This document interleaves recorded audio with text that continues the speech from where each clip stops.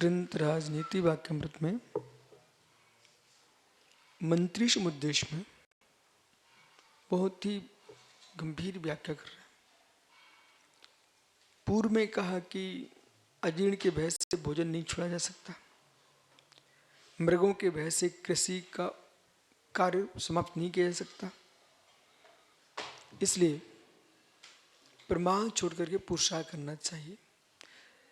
जिस प्रशस्त क्षेत्र में तुम्हारा गमन है वो कार्य अपनों करना चाहिए। आप ज्ञानी हैं, साधु पुरुष हैं, 4 अनुयोग हैं, 4 अनुयोग में तुम्हारी जहाँ गति है उसका अभ्यास करो, निष्णात हो जाओ। यदि प्रथमानुयोग में रुचि है तो प्रथमानुयोग में आप कौन सा सम्राट, कितने वंश, कितना कहाँ जन्म हुआ, कहाँ नगर, 24 तीर्थंकर, कामदेव आदि, चक्रवर्ती आदि, इनका इतिहास का ज्ञान रखना। स्कूल में भी तो इतिहास पढ़ाया जाता है ना, इतिहास है तो इतिहास का ज्ञान रखना। प्रथमानुयोग का ज्ञाता आवश्यक उनसे पूछ लो। प्रथमानुयोग, चरणानुयोग, कर्णानुयोग, द्रव्यानुयोग, 4 अनुयोग में तो कोई भी अनुयोग 4 का ज्ञाता रहो, बहुत श्रेष्ठ है। नहीं बुद्धि चल रही तुम्हारी, किसी एक अनुयोग विशेष में तुम्हारी रुचि है, उसमें आप विशेषता हासिल करो। डॉक्टर्स है, इतिहास पर भी तो डॉक्टर्स होती है, भूगोल पर, खगोल पर, जो हर विषय पे होती है। तो अब यह समझा रहे हैं जिस काम को हाथ में लिया है उसे पूर्ण करना चाहिए। जो अपने काम को अधूरा छोड़ के भागते हैं वे श्रेष्ठ पुरुषों में उनकी गिनती नहीं होती, कार्य पुरुषों में होती है। अब आपको कि हमारे लिए काम दिए 24 घंटे सम्मान चाहिए, 24 घंटे, सम्मान की भी एक सीमा है। तो मैं कौन 24 घंटे हाथों पर रखे रहेंगे? जन्म देने वाली जन्मदात्री जो माँ बनना चाहती है वो माँ भी एक बच्चे को सीमा तक गोदी में रखती है, बाद में तो जमीन पर ही खिलाती ना, और अपने हाथ से भोजन कराती है, पर वो भी एक सीमा है। बड़ा हो गया तो वो भी छूट जाती है। अपने अपने कमरे में सुलाती है, और बड़ा हो गया तो वो भी समाप्त हो गया। पहले पलंग पे सुलाती थी, अब कमरे में सुलाने लगी, अब कमरे से उसने कमरा दूसरा दे दिया। फिर एक घर में रहती है, जब और बड़ा हो गया, शादीशुदा हो गया, घर ही दूसरा दे दिया। फ्री पुत्र तो है।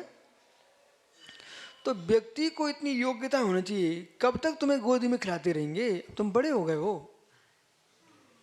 चिड़िया भी चुनाव देती है, जब चुनना सीख जाता बच्चा तो फिर भाई अपने आप चुनता है, उड़ाना सिखाती है, उड़ने लग गया, भैया ठीक है अब तुम अपने में, हम अपने में रहे। तो आप चाहो कि विषमता नहीं आए और हम कार्य सिद्धि हो जाए, ये कभी संभव नहीं है। किसी भी कार्य को तुम करने चलोगे यस तो विषमताएं आएंगी। उपहार मिलता है, उपहार मिलता है तो वहां खोटा व्यवहार भी देखने को मिलता है। खोटे व्यवहार को सहन कर लेता है वो बड़ा उपहार प्राप्त कर लेता है। भगवान महावीर स्वामी ने कितने उपसर्ग सहन किया, आज विश्व के भगवान बन गए। राम को कितनी विषमताएं सामने आई लेकिन विश्व के राम बन गए। तो जीवन में विकसित वही होते हैं जो कष्टों को सहन करके विजय प्राप्त करते हैं। जो कष्टों को सहन किए बिना वर्तमान का ही सुख देखते हैं, प्रत्यक्ष प्रमाण में जीने वाले लोग वे महान नहीं बन सकते। प्रत्यक्ष प्रमाण में बस सामने हमको दिखना चाहिए, बाकी सब कुछ नहीं है। नहीं नहीं नहीं, ये मानता हासिल नहीं कर सकते। सूत्रकर्ता यही कह रहे हैं सोमदेव सूरी कि भाई कितने श्रेष्ठ होगा, भूत में हो चुका हो, भविष्य में होगा, वर्तमान है, परंतु एक कार्य की सिद्धि के लिए कष्टों का सहन करना ही पड़ेगा। इनसे पूछो पार्टनर से, क्या कभी झगड़ा नहीं हुआ क्या? बोलो भाई, सासू की बेटी से झगड़ा कभी नहीं हुआ आपका? हुआ कि नहीं हुआ? हुआ है। तुम बिचक जाते तो अभी कहाँ घूमते, पर झगड़ा हुआ है फिर भी सहन किया कि नहीं किया? किया कि नहीं? इसलिए शांति में जी रहे हो। अभी भी हो जाता होगा पर सहन नहीं करना पड़ता है, क्या कर सकते। जीवन में जिम्मेदारी ली उसको पूर्ण करना पड़ता है। अब वो तो कितना समताशाली जीव है।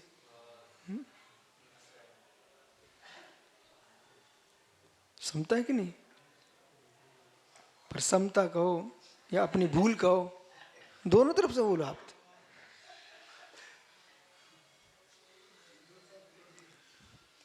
साखलु कोपी भूतस्ति भविष्यति वा यस्य कार्यं में तो प्रत्यवायन न भवन्ति।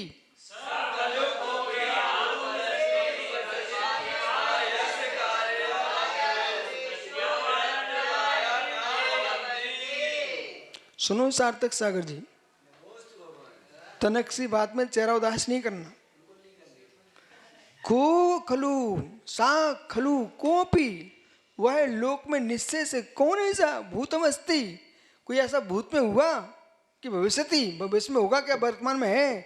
कारम्भेषु प्रत्यवाय न भवन्ति, कार्य के आरंभ में विघ्न न आए, कष्ट न हो, बिना विघ्न कोई कार्य पूरे होते नहीं है, बीच में कोई ना कोई विघ्न आता ही है।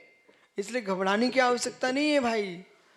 यदि अंतराय भी आ रहे हैं, पैदल चल रहे हो, कभी उपवास हो गया, कभी आहार लेने गए, इच्छित आहार नहीं मिला, तो बीच में कुछ लेना चाह रहे थे सत्यासागरी और देने वाले ने कुछ दिया, सामने थाली में रखा है, तब भी मन कर रहा है कि ले लेते, पर सामने वाला कोई दे ही नहीं रहा है, तब भी विकल्प नहीं करना है। ऐसे दिन देखते देखते व्यक्ति समाधि मरण कर लेता है, जीवन निकल जाता है। अब हमारे संजन साहब से मिलो, उनका जीवन ही रहस्यमयी है। हर नगर में हर दिन कोई नई रचना होती है। कल शाम को मुझे मालूम चल कि गिर गए बेचारे। तो ब्रह्मचारियों का कर्तव्य है कि उनको अच्छे आहार कराएं जिससे उनके अंदर ताकत रहे। तो गिरने के मतलब कोई ये ना समझ ले कि भाई गिर गए, भैया गड्ढे में गिरे, फिसल गए थे, देख नहीं पाए। नहीं तो भाई कोई सुन ले कि भैया महाराज जी गिर गए।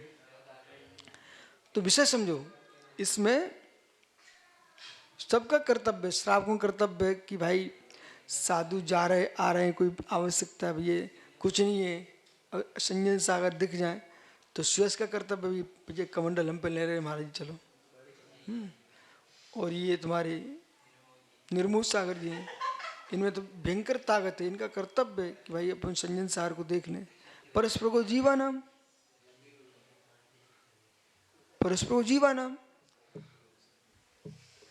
उपकारी को उपकार मानना, ये सबका धर्म है। उपकार करना भी धर्म है, उपकारी के उपकार को मानना भी धर्म है। उपकारी का उपकार नहीं मानोगे तो कोई उपकार नहीं करेगा, और उपकार नहीं करोगे तो दीन दुखियों का कैसे कल्याण होगा। पुण्यात्मा जीवों कर्तव्य है कि तुम्हारा पुण्य तेज पूर्व पुण्य के नियोग से तुम्हें संपत्ति मिली है, उसको सम्यक स्थान पर लगाओ, दीनहीन दरिद्री ऐसे जीवों को कल्याण करो, ठीक है, धर्म क्षेत्रों में लगाओ, आगम ग्रंथों का प्रकाशन करो, इससे भविष्य में जिनवाणी सुरक्षित रहे, दिनालय स्थापित करो, ठीक है। पर कोई भी अच्छे काम करने जाओगे उसमें विघ्न तो आएगा, पर विघ्न आने पर अपन को हार नहीं मानना चाहिए। बिना उद्योग के लक्ष्मी नहीं मिलती। वो आलसी लोग जो है ना, वो भाग भरोसे बैठे रहते हैं। भाग को छोड़ करके शक्ति का प्रयोग करना चाहिए। कार्य सफल हो जाए तो शक्ति भाग दोनों का नियोग मानना चाहिए, और कार्य सफल न हो फिर भाग पर छोड़ देना चाहिए। रोने पर नहीं छोड़ना, भाग पर छोड़ना। लेकिन पुरुषार्थ छोड़ना ऐसी अच्छी बात नहीं, पुरुषार्थ कभी नहीं छोड़ना चाहिए। कितनी वर्ष व्यतीत हो जाए पर पुरुषार्थ करते ही रहना चाहिए, कभी ना कभी सफलता मिलेगी। सफलता ना भी मिले, अपयश तो नहीं मिलेगा कि प्रमादी था, कुछ किया नहीं। तो लोग एक तो कहेंगे उनने पुरुषार्थ, जैसे कि हमने श्लोक पूछा, भाई सुनाइए निसंग सागरी। अब कोई श्लोक सुना रहा, मतलब मैंने भूल गया, परंतु उसने आधा सुनाया, तो हम ये तो मानेंगे भाई याद तो किया है, पुरुषार्थ किया उसने, अच्छी बात है, नहीं सुना पाए लेकिन याद तो किया है। हमें समय ही नहीं मिला है, हमने पढ़ा ही नहीं है। तो ये उद्यमहीन लोगों की अपेक्षा तो वो श्रेष्ठ है, जो पुस्तक खोल के ही नहीं देखते, ठीक है। तो अध्ययन करना चाहिए। विघ्न तो आएंगे, और विघ्न आकर के तुम्हारे लिए विघ्न ऐसा मत मानो कि इसलिए विघ्न आ रहे हैं कि हम काम न करें। विघ्न शक्ति देते हैं, असफलता को असफलता मत समझिए, सफलता का पुरुषार्थ करने की सूचना समझिए। ये बोध होना चाहिए सिद्ध सागर को। तनक में घबराने की आवश्यकता नहीं है। बड़े निर्णय लेने के पहले बड़े लोगों से विचार करना चाहिए, और जो बड़े लोगों से निर्णय विचार किए ना बड़े निर्णय ले लेते हैं, उन्हें मुड़ के पीछे मुड़ना पड़ता है। इसलिए विचारशील होना चाहिए। बिना विचार कोई काम करोगे तो पीछे पछताना ही पड़ता है। ठीक है, इस बात का ज्ञान होना चाहिए है। शेष आगे विचार करें।